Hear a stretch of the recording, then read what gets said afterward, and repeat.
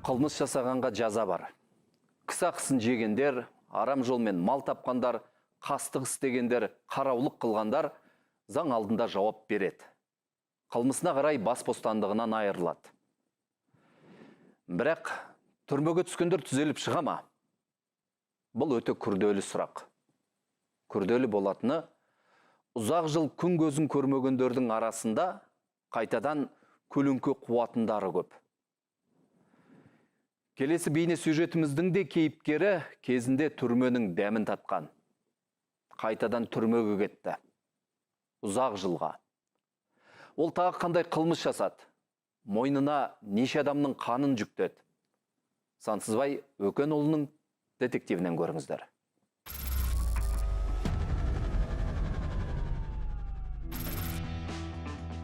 2014 жылдың қараша айы Ақтөбе облысының Қандағаш қаласында адам жоғалып кетті. 30 жастағы азамат үйінен шығып кеткен күйі қайта оралмаған.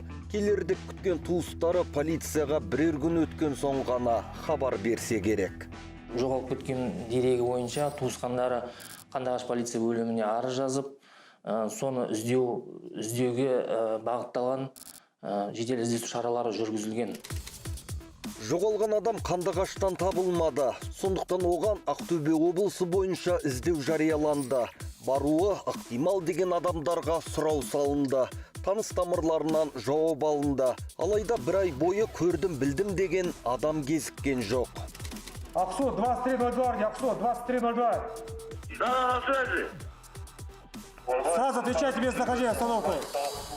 Бұл желтоқсанның 13 күні қағылған дабыл. Ақтөбе облыстық полиция департаментінің жедел басқару орталығына қаладағы жер үйлердің бірінде ауыр қылмыс болғаны, белгісіз адамның екісіні пышақтап қашып кеткен туралы суыт хабар түсті.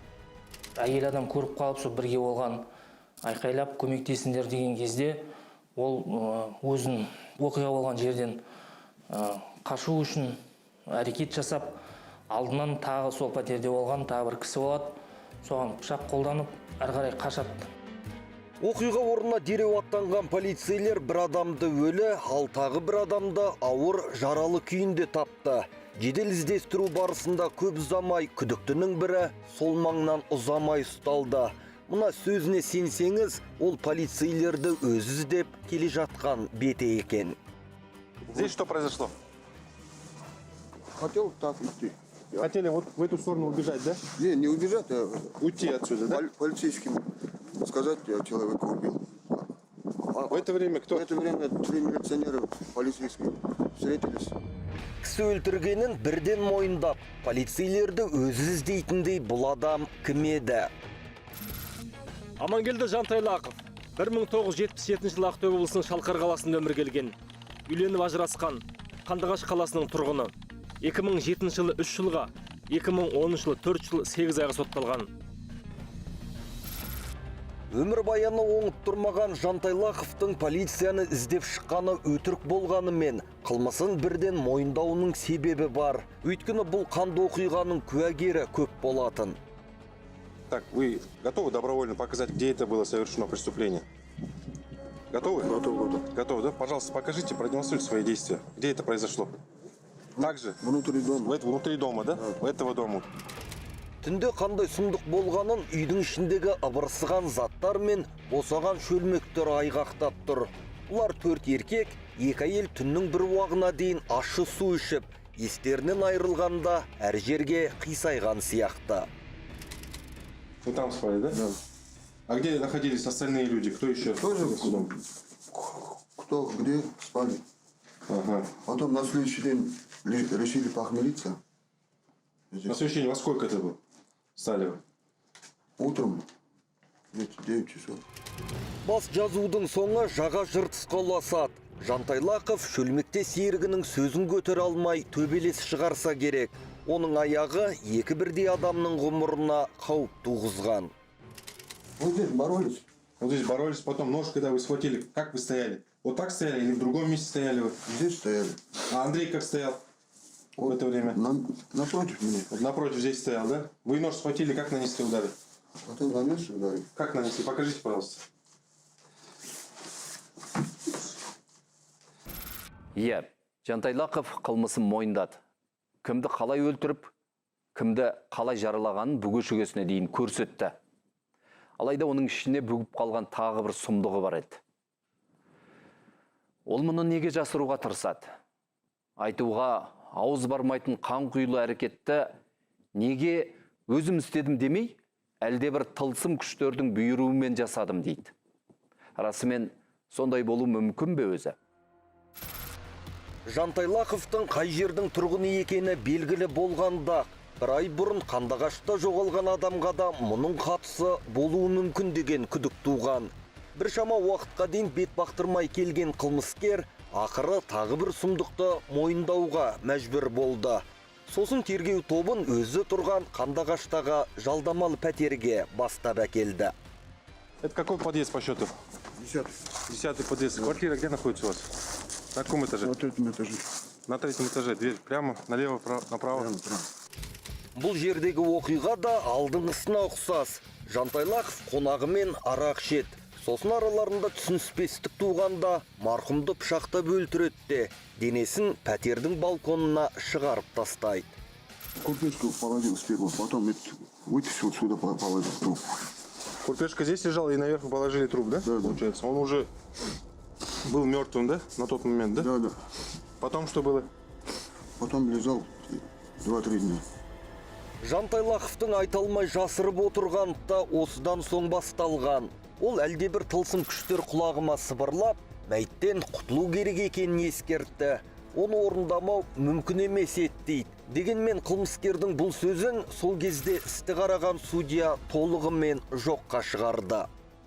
Есі дұрыс, ешқандай жаңағы дауыс еститін жаңағы анамнау, ондай жаңағы жүйке ауруымен ауырмайды, ондай ауруға шалдықпаған. Яғни сонымен қатар ешқандай жаңағы емдеу оған жаңағы тағайындау жөнінде қажет етпейді деп табылған. Ал жын шайтанның жетегіне еріппіндеген Жантайлақов мәйттен құтылудың қандай жолын таңдады? Мұны өзі былай түсіндіреді. Что первым врезали? Первую голову, То есть сперва расчленили голову у него, да? Потом? потом обе руки, Обе руки. А потом потом пояс. с пояса поделили полностью, да? Тағы бір сұмдығы мәйітті бөлшекте бірнеше дорбаға салған бұл төмен түсіруге ерініп, түн жарымда терезеден лақтырған екен. Сосын сыртқа шығып, мұна жертөлеге жасырады. Күн суық, аяз қатты болғандықтан мәйіттен иіс шықпаған, ешкім білмеген. Закономерный результат дейді ғой.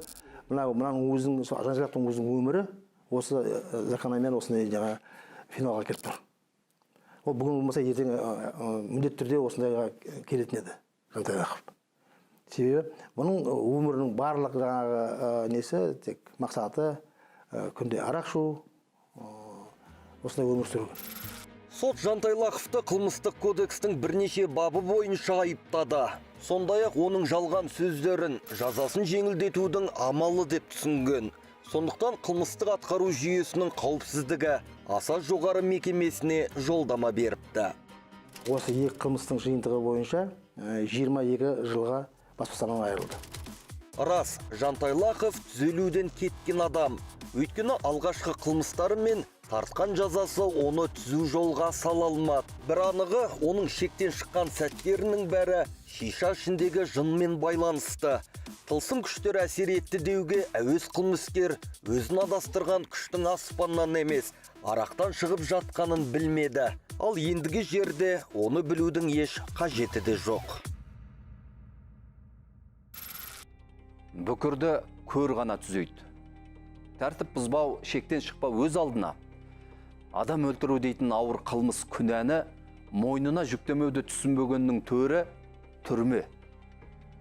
Біз осындайды ғана қылмыс дейміз кейде. Ал ондай сұмдық қылмыстар теріс тәрбие, бұзық ой, қисық ниет, жатып ішер жалқаулықтан шығатынын әрдайым есте ұстаймыз ба? Мүгедектің нанына ортақтасқандардың қылығы да ауыр қылмыс емес пе? Меніңше қылмыстың үлкен кішісі болмайды.